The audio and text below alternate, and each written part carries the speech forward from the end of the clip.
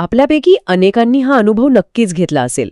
म्हणजे आपण एखाद्याला अगदी स्पष्ट शब्दात एखादी गोष्ट सांगतो. हो, आणि आपल्याला वाटत असतं की आपण एकदम सोप्या भाषेत बोललोय. अगदी बरोबर. आपण विचार करतो की यात गोंधळ उडण्याची काही शक्यताच नाही, पण तरीही समोरचा व्यक्ती त्याचा पूर्णपणे उलटा किंवा अत्यंत भलताच अर्थ काढतो. आणि मग वाद सुरू होतात, गैरसमज वाढतात. हो ना. आणि शेवटी आपल्याला वाटतं की अरे, मी तर असं म्हणालोच नव्हतो. असं का होतं?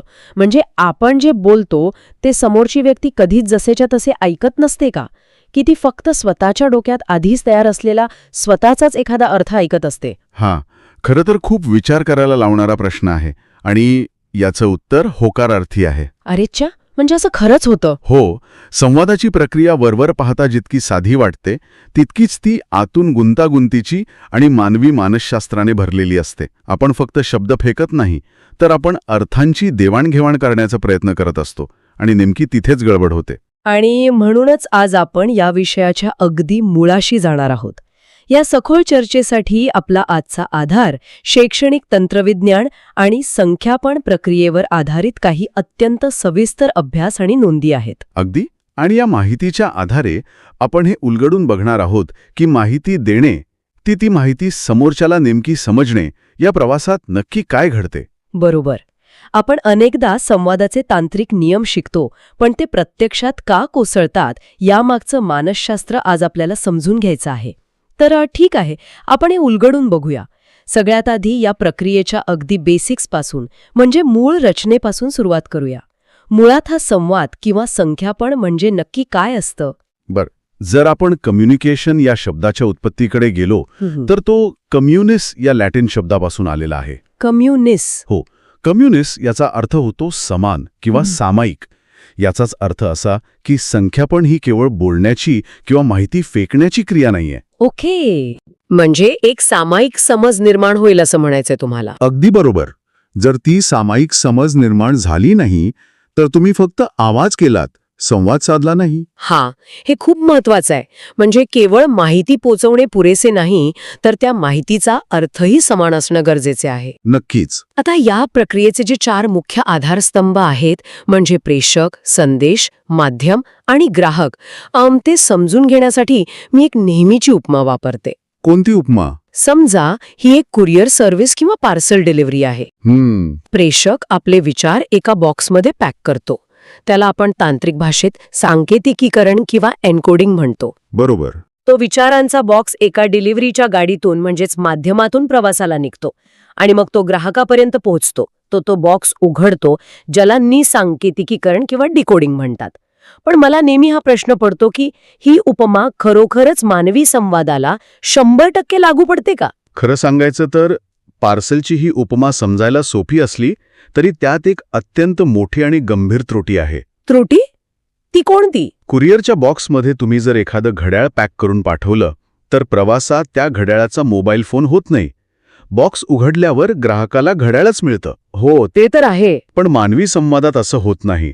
संवादात जर प्रेषकाने सफरचंद पाठवलं, तर समोरच्याच्या डोक्यातल्या पूर्वग्रहांमुळे किंवा त्याच्या भावनिक स्थितीमुळे तो बॉक्स उघडताना त्या सफरचंदाचं संत्र झालेलं असू शकतं. अरे बापरे, म्हणजे आपण पाठवलेला विचार आणि समोरच्याने उघडलेला विचार यात प्रचंड तफावत असू शकते. बरोबर असू शकते. कारण बॉक्स उघडणारा ग्राहक हा काही निर्जीव रोबोट नसतो. तो एक जिवंत विचार करणारा माणूस असतो. बरोबर आहे. तो स्वतःची संस्कृती, शिक्षण, त्यावेळची मनस्थिती आणि पूर्वानुभवानुसार त्या संदेशाचा अर्थ लावत असतो.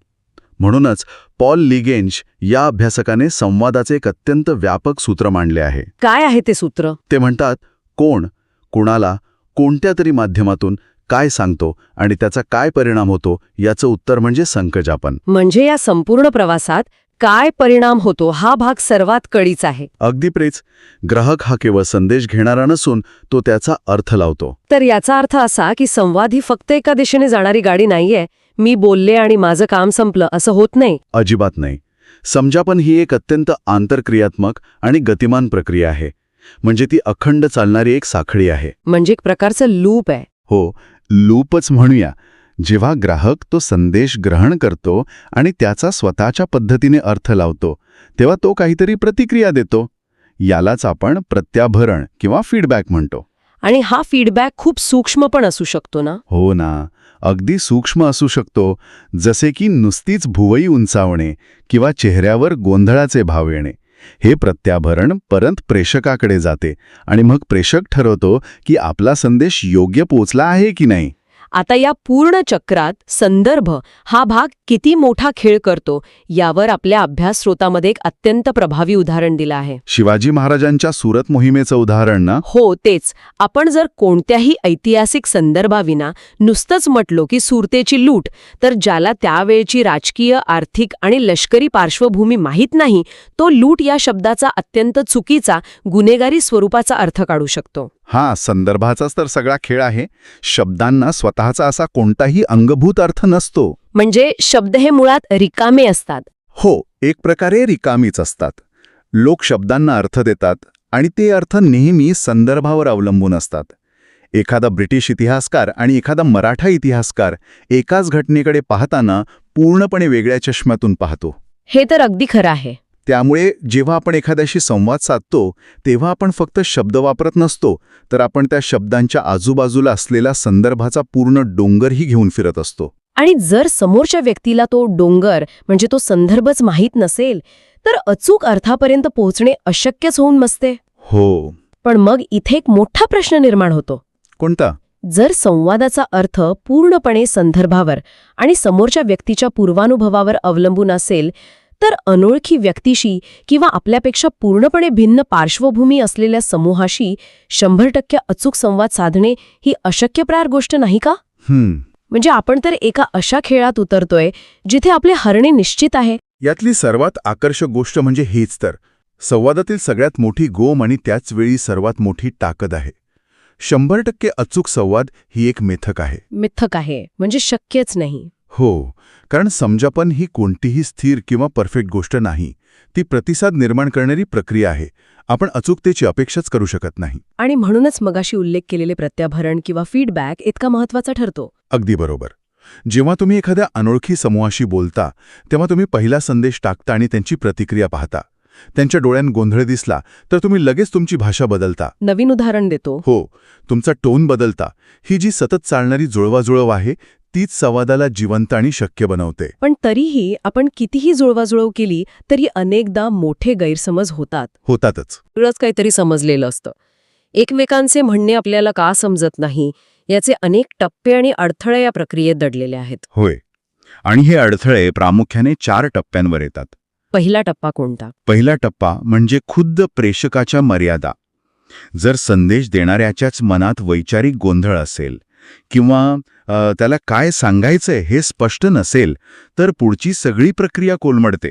म्हणजे सुरुवातच चुकीची झाली तर पुढे सगळा गोंधळ. हो, यात नॉलेज कर्स नावाचाही एक प्रकार असतो. कर्स ऑफ नॉलेज म्हणजे ज्ञानाचा शाप. हो, म्हणजे प्रेक्षकाला वाटतं की जे मला माहीत आहे ते समोरच्याला माहीत असेलच, त्यामुळे तो अनेक महत्वाचे दुवे गाळतो. हां, हे मी खूप वेळा अनुभवलंय. आणि दुसरा अडथळा असतो संदेशाच्या स्वरूपात. अर्धवट माहिती, चुकीचे शब्द किंवा खूपच क्लिष्ट भाषा. आणि तिसरा शिक्षण, फोनवरची खरखर किंवा एखाद्या गंभीर विषयावर ईमेलवरून चर्चा करणे, जिथे प्रत्यक्ष भेटून बोलणे गरजेचे असते. हे तर रोजच झाले आजकाल. आणि चौथा अडथळा कोणता? चौथा आणि सर्वात भयंकर अडथळा म्हणजे ग्राहकाच्या मर्यादा. ग्राहकाचे लक्ष नसणे, त्याची ऐकण्याची मानसिक तयारी नसणे किंवा त्याचे पूर्वग्रह. मला इथे लहानपणी खेळल्या जाणाऱ्या चायनीज विस्पर किंवा कानात गोष्ट सांगण्याच्या खेळाची आठवण येते. हो, तो खेळ खूप छान उदाहरण आहे. आपण एकाच्या कानात एक वाक्य सांगतो आणि 10व्या व्यक्तीपर्यंत पोचताना त्या वाक्याचा पूर्णपणे अर्थाचा अनर्थ झालेला असतो. ह्या अशा मोठ्या गोंधळात जास्त जबाबदार कोण असतं? प्रेक्षकाची माहिती देण्याची पद्धत की ग्राहकाचं लक्षण असणं? जर आपण याला व्यापक दृष्टिकोनातून आणि मानसशास्त्राच्या अंगाने पाहिले तर तांत्रिक अडथळ्यांपेक्षा मानसिक अडथळे अधिक घातक असतात हे लक्षात येते. म्हणजे माणसाचं मन जास्त प्रॉब्लेमॅटिक आहे. होय ना. चायनीज विस्परमध्ये प्रत्येक व्यक्ती फक्त ऐकत नसते, तर ती ऐकताना आपला स्वतःचा अनुभव, आपली भीती, आपले पूर्वग्रह त्यात नकळत मिसळत असते. अरे वा, हे तर कधीच लक्षात आलं नाही. ग्राहकाची पूर्वावस्था हा एक असा छुपा मानसिक फिल्टर असतो जो चांगल्यातल्या चांगल्या संदेशाचा विपर्यास करू शकतो. याला मानसशास्त्रात सिलेक्टिव्ह परसेप्शन किंवा निवडक अवबोध म्हणतात. निवडक अवबोध म्हणजे आपण आपल्याला हवं तेच ऐकतो. अगदी तेच. माणूस फक्त त्याच गोष्टींकडे लक्ष देतो ज्या त्याला महत्त्वाच्या वाटतात किंवा ज्या त्याच्या आधीच्या विचारांशी मिळत्या जुळत्या असतात. जर एखादा संदेश त्याच्या विश्वासाला तडा देणारा असेल तर त्याचा मेंदू तो संदेश स्वीकारायला नकार देतो. किंवा त्याचा सोयीस्कर अर्थ काढतो. हो, सोयीस्कर अर्थ काढतो. आणि इथेच ही चर्चा खऱ्या अर्थाने एक अत्यंत रंजक वळणावर येते. कारण आतापर्यंत आपण जे बोलत होतो ते फक्त शब्दांबद्दल होतं. पण संवाद चुकण्याची शक्यता फक्त शब्दांमध्ये नसते. आपला बहुतांश संवाद हा शब्दांविना होत असतो. बरोबर. आपण अगदी योग्य आणि मोजक्या शब्दांत बोलत असू, पण जर आपली देहबोली म्हणजे बॉडी लँग्वेज वेगळाच संदेश देत असेल तर काय होतं? हे अत्यंत आश्चर्यकारक आहे की ग्राहक शब्दांपेक्षा देहबोलीवर जास्त विश्वास ठेवतात. हे अगदी खरं आहे आणि यामागे उत्क्रांतीचं खूप मोठं शास्त्र आहे. उत्क्रांती संवादात? हो. संवेगापन प्रक्रियेचे शाब्दिक आणि अशाब्दिक किंवा अमौखिक असे 2 मुख्य प्रकार आहेत. मानवाला भाषेचा शोध लागून काही हजार वर्षेच झाली आहेत, पण चेहऱ्यावरील भाव वाचण्याची, डोळ्यांचा संपर्क समजून घेण्याची क्षमता लाखो वर्षांपासून आपल्या मेंदूत कोरलेली आहे. अरे वा, म्हणजे ते आपल्या DNA मध्येच आहे. हो. त्यामुळे जेव्हा एखादी व्यक्ती चेहऱ्यावर खोटं हसू आणून आतून रागाने बोलत असते तेव्हा समोरच्याच्या मेंदूत कॉग्निटिव्ह डिसोनन्स निर्माण होतो. म्हणजे मेंदू गोंधळतो की नक्की असं काय चाललंय? अगदी. आणि तो नेहमी आधी दृश्य संकेतांवर म्हणजे बॉडी लँग्वेजवर विश्वास ठेवतो. म्हणूनच या माहिती स्रोतात एक खूप सुंदर निरीक्षण नोंदवलं आहे की लहान मूल सुद्धा चेहऱ्यावरील भाव पाहून योग्य प्रतिसाद देऊ शकते. अशाब्दिक संवादाला एक प्रकारची सार्वत्रिकता असते. हो. रागाचा चेहरा कोणत्याही देशात आणि कोणत्याही भाषेत रागाचाच वाटतो. लहान मूल लगेच शांत होतं. बरोबर. आणि या अशाब्दिक संवादात आवाजाचा चढउतार म्हणजे टोन ही खूप मोठी भूमिका बजावतो. एकच वाक्य तुम्ही कोणत्या सुरात बोलता त्यावरून त्याचा संपूर्ण अर्थ बदलू शकतो. हो. उदाहरणार्थ, काय काम केले? हे साधं वाक्य घ्या. जर मी हे वाक्य हसून आणि उत्साहात म्हटलं तर ती मोठी प्रशंसा ठरते. हो. आणि जर चिडून म्हटलं तर? जर मी तेच वाक्य डोळे वटारून संतापाने म्हटलं तर तो एक भयंकर टोमणा बनतो. शब्द तेच आहेत पण टोनमुळे अर्थ पूर्णपणे बदलला. अगदी 180 अंशांनी बदलतो.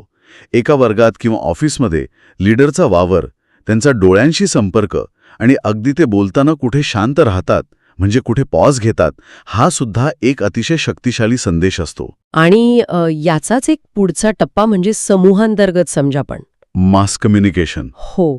दूरदर्शन, रेडिओ, चित्रपट किंवा आजकालचे सोशल मीडिया, इथे हा अशाब्दिक संवाद आणि सादरीकरण आणखीनच गुंतागुंतीचे होते.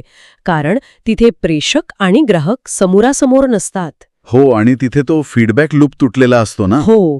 तिथे ग्राहकाकडून मिळणारं प्रत्याभरण तत्काळ मिळत नाही, ते खूप उशिरा मिळतं. त्यामुळे टीव्हीवर बोलणाऱ्या पत्रकाराला किंवा चित्रपट बनवणाऱ्या दिग्दर्शकाला ग्राहकांच्या संभाव्य प्रतिक्रियेचा आधी अंदाज बांधावा लागतो. बरोबर. तिथे संदर्भाची आणि अशाब्दिक संकेतांची जुळवाजुळव अत्यंत काळजीपूर्वक करावी लागते. कारण एकदा संदेश बाहेर पडला की लगेच चूक सुधारण्याची संधी नसते. हे सगळं ऐकायला आणि तांत्रिकदृष्ट्या समजून घ्यायला खूप भारी वाटतंय, पण हा सगळा सिद्धांत प्रत्यक्षात कसा लागू होतो? म्हणजे व्यवहारात? हो. विशेषतः एखाद्या वर्गात किंवा समजा एखाद्या प्रेझेंटेशनमध्ये आपण हे ज्ञान कसे वापरू शकतो? एक प्रभावी संवादक होण्यासाठी कोणत्या व्यावहारिक गोष्टींची काळजी घेतली पाहिजे? यावर अत्यंत व्यावहारिक अशा काही दक्षता सांगितल्या गेल्या आहेत. पहिली आणि सर्वात महत्त्वाची गोष्ट म्हणजे संदेशाची योग्य मांडणी. ती कशी असावी? नेहमी अमूर्त संकल्पनांकडून मूर्त उदाहरणांकडे जावे. Abstract to concrete. म्हणजे थोडं सोप्या भाषेत सांगाल का? म्हणजे जर तुम्ही एखादा कठीण किंवा नवीन विचार मांडत असाल तर थेट सिद्धांतावर उडी मारू नका. आधी लोकांना माहीत असलेल्या त्यांच्या रोजच्या आयुष्यातील साध्या उदाहरणांवरून सुरुवात करा. हां, हे लॉजिकल वाटतंय. दुसरी गोष्ट म्हणजे परिप्रेक्ष्यानुसार उदाहरणे निवडणे. पर्स्पेक्टिव्हनुसार. हो. जर तुम्ही एखाद्या खेड्यातील मुलांसमोर बोलत असाल आणि त्यांना तुम्ही कॉर्पोरेट शेअर मार्केटची उदाहरणे दिलीत तर तो संवाद तिथे संपेल. त्यांना ते रिलेटच होणार नाही. की एका उत्तम संवादकाने एका डीजे प्रमाणे वागलं पाहिजे. डीजे? हो, जसा एखादा डीजे लोकांचा मूड ओळखतो, लोक नाचत आहेत की कंटाळले आहेत हे बघतो आणि त्यानुसार लगेच गाणी बदलतो, तसाच एक उत्तम संवादक समोरचे लोक कंटाळलेले आहेत हे पाहून विषय बदलतो किंवा सादरीकरणात बदल घडवून आणतो. यावरून एक अत्यंत महत्वाचा प्रश्न निर्माण होतो. डीजेची उपमा छान आहे, पण त्यात एक छोटी अडचण आहे. काय अडचण आहे? डीजे काय करतो, तो फक्त गर्दीला जे हवंय ते देतो. गर्दीला नाचायचं असेल तर तो तशीच गाणी लावतो. पण एका उत्तम संवादकाला अनेकदा गर्दीला जे हवंय ते नाही, तर जे गरजेचं आहे ते द्यायचं असतं. अरेच्छा, हो, हे तर मी विचारच नाही केला. आणि तरीही त्यांना गुंतवून ठेवायचं असतं. इथेच खरी कसोटी असते. संवादाचे अंतिम उद्दिष्ट फक्त माहिती देणे हे कधीच नसते. मग काय असते? त्याचे खरे यश यात आहे की समोरच्याला ती माहिती समजून कृती करण्यासाठी किंवा विचार करण्यासाठी प्रवृत्त करणे. म्हणूनच श्रोत्यांचे लक्ष वेधून घेणे आणि टिकवून ठेवणे ही एक कला आहे. हे खूपच महत्वाचं निरीक्षण आहे. नुसतं माहिती देणं हा संवादाचा हेतू नाहीये, तर प्रवृत्त करणं आहे. अगदी. आणि म्हणूनच प्रवृत्त करण्यासाठी सर्वात महत्वाची गोष्ट कोणती असेल तर ती म्हणजे ग्राहकाच्या भावनांचा आदर करणे. हो, हे खूप वेळा विसरलं जातं. सादरीकरण करताना अपमानजनक बोलणे, टोमणे मारणे किंवा विद्यार्थ्यांच्या किंवा श्रोत्यांच्या भावना दुखावणे हे संवादाचे सर्वात मोठे शत्रू आहेत. जर तुम्ही एखाद्याच्या अहंकारावर घाव घातलात तर त्याचा मेंदू संरक्षणात्मक पवित्रा घेतो. डिफेन्सिव्ह मोडमध्ये जातो. हो, तो तिथेच एक अदृश्य भिंत उभी करतो. आणि एकदा ती मानसिक भिंत उभी राहिली की तुमचे कितीही तार्किक आणि अचूक शब्द असले तरी ते आत जाऊ शकत नाहीत. विद्यार्थ्यांच्या किंवा समोरच्या व्यक्तीच्या भावनांचा आदर करणे हे प्रभावी संवादाचे सर्वात पहिले सूत्र आहे. खरंच, आपण सगळेच दररोज प्रेषक आणि ग्राहक या दुहेरी भूमिका अत्यंत गुंतागुंतीच्या पद्धतीने पार पाडत असतो. हो ना, नकळतपणे हे चालूच असतं. एखादा साधा ईमेल लिहिण्यापासून ते मित्रांसोबत गप्पा मारण्यापर्यंत संवादाचे हे चक्र म्हणजे सांकेतिकीकरण, माध्यम, अर्थ लावणे आणि प्रत्याभरण हे सतत सुरू असते. आजच्या या चर्चेतून मिळालेल्या माहितीचा वापर करून आपण आपले दैनंदिन संवाद नक्कीच अधिक अचूक आणि प्रभावी करू शकतो. अगदी तंतोतंत. संवादाची तांत्रिकता समजून घेण्यासोबतच त्यातील मानवी आणि भावनिक गुंतागुंत ओळखणे हेच खऱ्या अर्थाने एका यशस्वी संवादकाचं लक्षण आहे. आजच्या ह्या सखोल चर्चेच्या शेवटी मी तुम्हाला सगळ्यांना विचार करण्यासाठी एक अत्यंत वेगळा आणि विचार करायला लावणारा मुद्दा देऊन जाणार आहे. कोणता मुद्दा? आपण आत्ताच पाहिलं की जर एखाद्या संदेशाचा अर्थ लावण्यासाठी आपण पूर्णपणे आपल्याच पूर्वानुभवांवर आणि पूर्वग्रहांवर अवलंबून असतो. आपला मेंदू आपल्याला जे सोयीचं वाटतं तेच डिकोड करत असतो. तर मग प्रश्न असा पडतो की आपण खरोखरच समोरच्या व्यक्तीचं म्हणणे ऐकत असतो का? की फक्त आपल्याच डोक्यातील त्याबद्दलची समजूत ऐकत असतो? हां, खरोखरच अंतर्मुख करणारा विचार आहे. हो ना. पुढच्या वेळी जेव्हा तुम्ही कोणाशी संवाद साधाल तेव्हा यावर नक्की विचार करा. कदाचित अडचण शब्दांत नसेल तर आपण एकमेकांना लावलेल्या त्या मानसिक फिल्टर्समध्ये असेल. आजच्या ह्या सखोल चर्चेत सहभागी झाल्याबद्दल आणि ज्ञानार्जन केल्याबद्दल खूप खूप आभार. असाच कुतूहल वाढवणारा विषय घेऊन पुन्हा भेटूया.